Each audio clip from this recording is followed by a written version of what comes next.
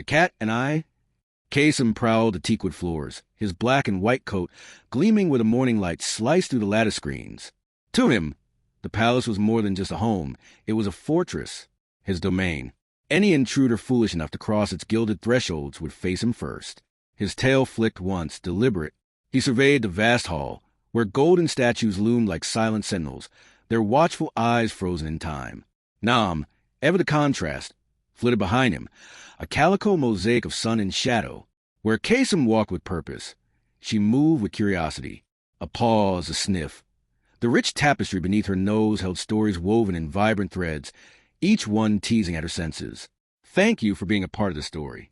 If you enjoy it and want to hear more, let us know by sharing or subscribing. Drop a comment below. We're listening and would love to hear your thoughts. Kasem, she mused, tilting her head, don't you ever wonder about the humans here? Why they scurry so much? Kasem scoffed, his voice a low rumble. Humans are peculiar creatures, Nam. They fret over things that don't matter, and they're noisy. His ears twitched. Footsteps, hurried, anxious, whispered against the marble. Nam's whiskers quivered. Her eyes, bright, sharp, narrow with anticipation. Noisy, you say? I think something interesting is about to happen. Then, the grand doors groaned open. Light spilled into the room, bathing the figure in the threshold. A woman, different from the others. Silk, the color of sunset, pooled at her feet. Whispers stirred the air as unseen servants watched. Kasem stiffened, his tail flicking once, sharp, irritated. Another human, he muttered, and foreign by the scent of her.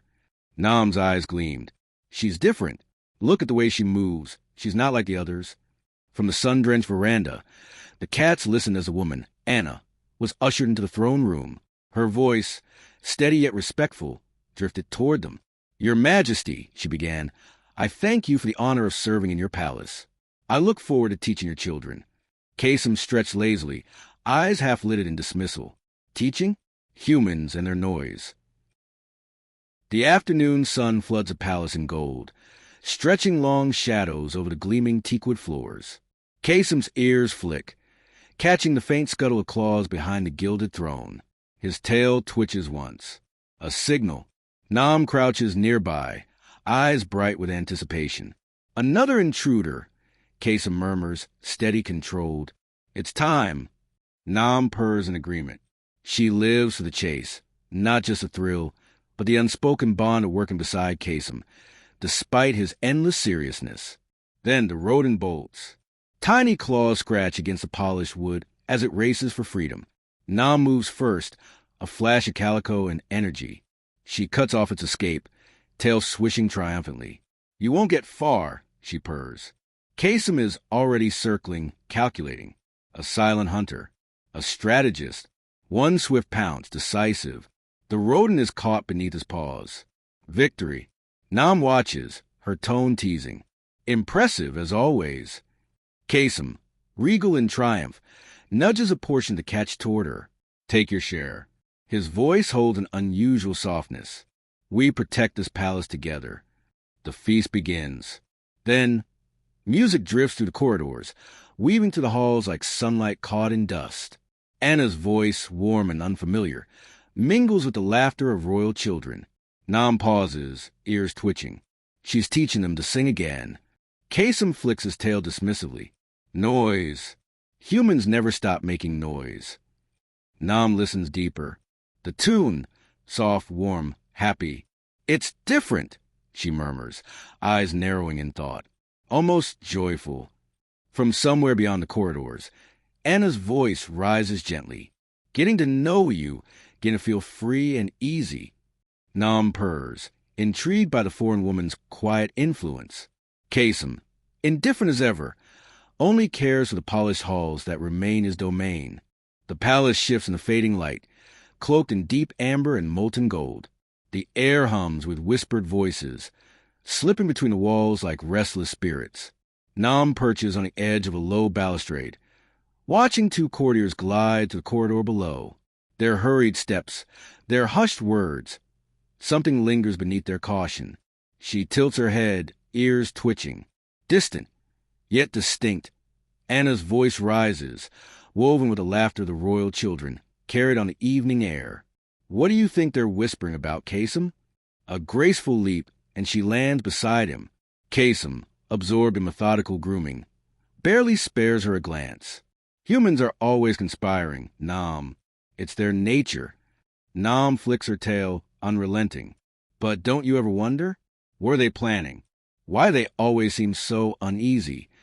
Kasem finally looks up, amber eyes steady. Nam, our duty is the palace, not their worries. Let them fret. It is their way. We, on the other hand, are guardians. His ears twitch. A sound, a scrape of claws against stone. His gaze sharpens. And speaking of which, another intruder. Nam's whiskers quiver. The playful glint returns to her eyes. Oh, let's get to work. Then the chase begins. A rodent, desperate and frantic, darts between golden statues, beneath the legs of hurried servants. It flees toward the open veranda, toward freedom. Kasem is faster. He moves like a shadow, cutting off its escape. Nam leaps from the side, cornering it, then pounce. Precision, coordination, victory. As they settle into their feast, voices rise. Louder now, sharper. But your majesty, how can you expect progress without compromise? Anna's voice, a steady plea. The king's response follows, firm, unyielding. Compromise is not the custom of Siam. Nam pauses mid-bite, ears swiveling. They're arguing again. Kasem stretches, languid, dismissive. As I said, humans love to fret. But Nam is restless. A feeling stirs. Something is changing. Something she doesn't yet understand. Yet, she cannot ignore it. The palace hums with something new. Laughter, music, warmth.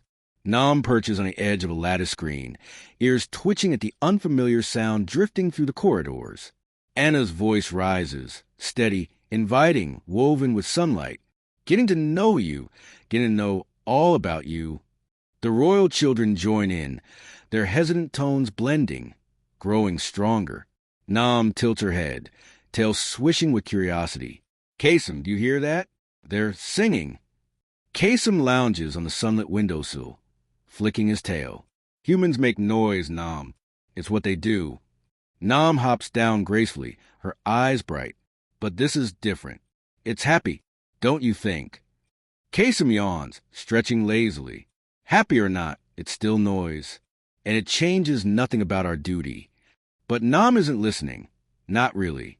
She imagines the children gathered around Anna, their faces lit with excitement, learning the melody. The sound fills the palace, reaching even its quietest corners. Getting to like you, getting to hope you like me. Nam hums along, softly, instinctively, though the words mean nothing to her. Yet, somehow, the tune feels like home. Kasem watches her, eyes glinting with amusement. You're as peculiar as the humans, Nam. Nam purrs, her voice quiet but certain. Maybe, but I think this foreign woman is changing things, Kasem. The palace feels different. Kasem shakes his head, unconvinced. Humans come and go, Nam. The palace remains the same. Yet, as the song fades into the evening hush, even Kasem cannot ignore the shift in the air. Something new, something unfamiliar, yet strangely welcome. The air in the palace hangs heavy, thick with unspoken words. Kasem prowls the throne room, his tail flicking in irritation. He feels it, the shift, the way humans move with unease, their voices sharper, their steps quicker. Nam perches on the edge of a golden statue, her calico coat gleaming in the dim light. Something's wrong, she murmurs, ears swiveling toward the raised voices echoing through corridors. Kasem pauses, eyes narrowing. Humans are always fretting over something. It's their nature. Yet, even Kasem can't ignore the weight in the king's voice. His words, strained. How can I protect my people if I do not understand the world? Nam tilts her head, whiskers quivering.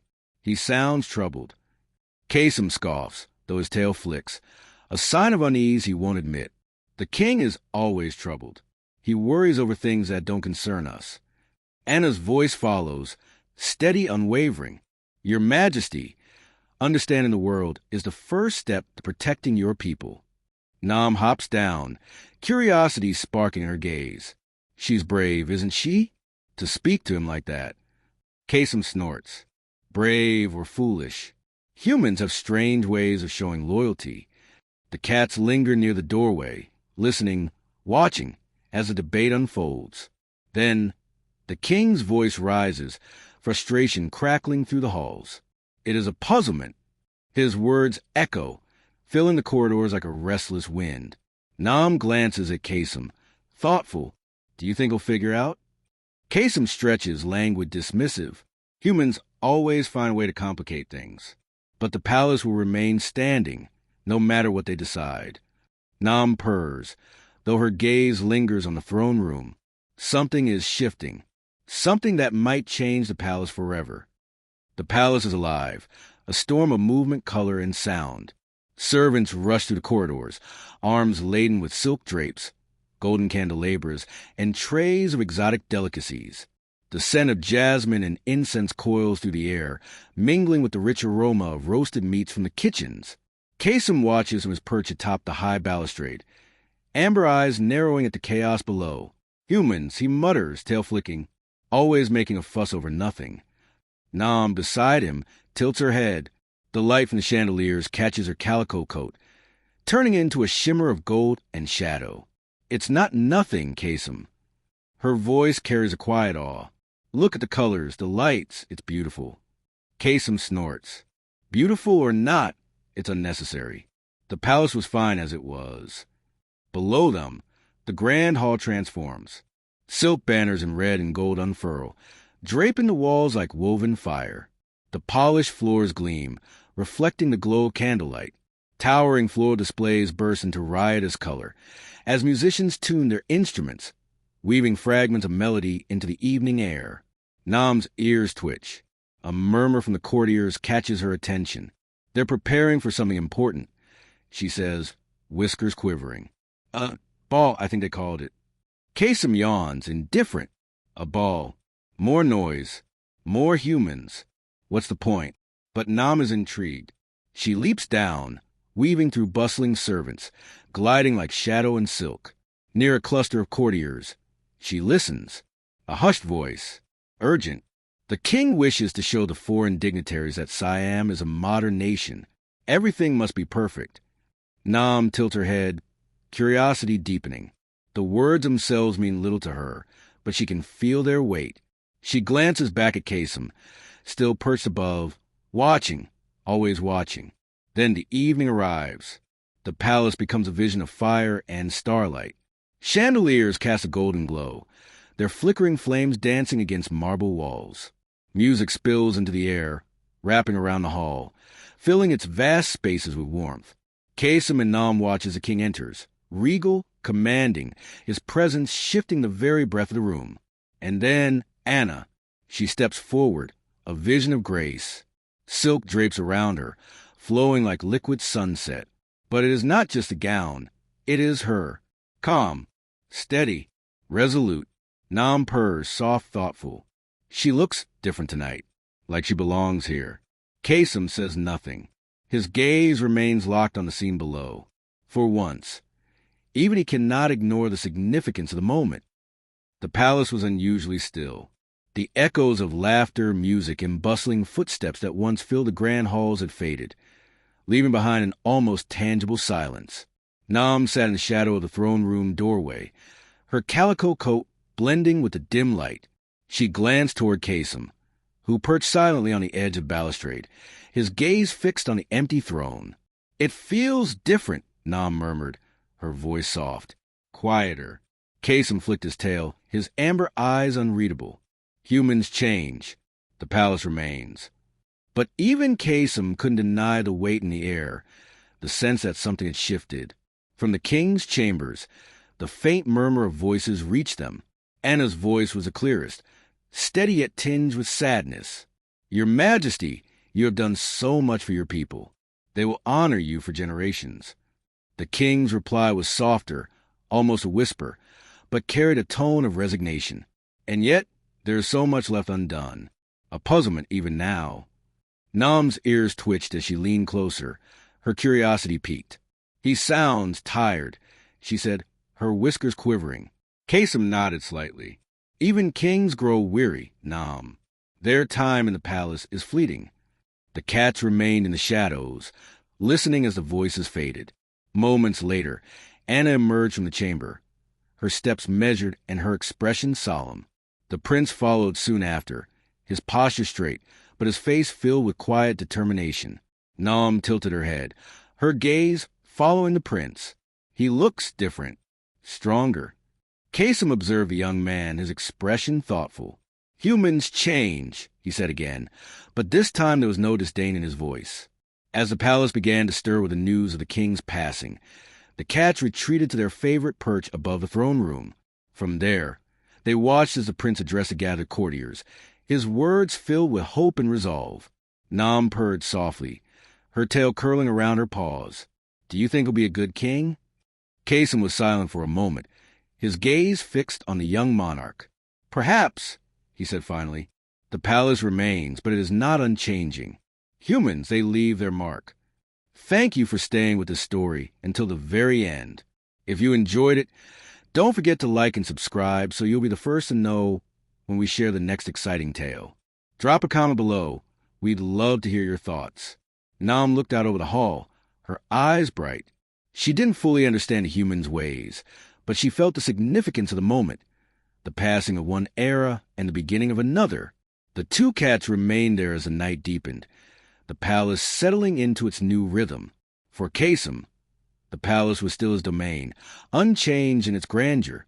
But for Nam, it was a place of endless curiosity and wonder, shaped by the humans who came and went, leaving behind traces of their lives.